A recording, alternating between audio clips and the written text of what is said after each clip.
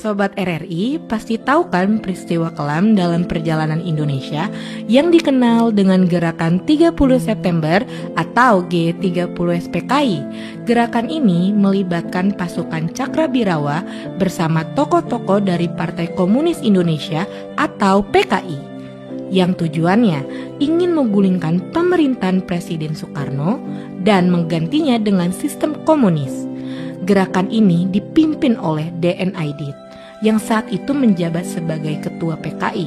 Dalam aksinya, gerakan ini dibawa komando Letnan Kolonel Untung Samsuri dari Batalion 1 Cakrabirawa yang menargetkan jenderal dan perwira tinggi Angkatan Darat. Jadi, rencana awal mereka itu adalah menculik para jenderal dan dibawa ke sebuah tempat bernama Lubang Buaya.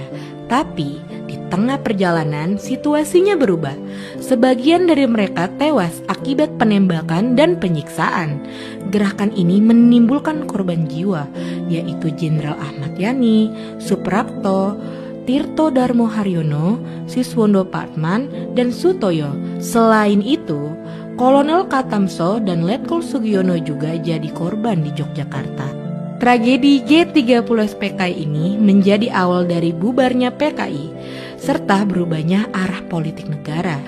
Peristiwa yang kelam ini menjadi catatan sejarah yang tak boleh dilupakan. Dari sini kita belajar bahwa sejarah bukan untuk dibenci, melainkan untuk dipahami dan dijadikan pelajaran demi masa depan yang lebih baik.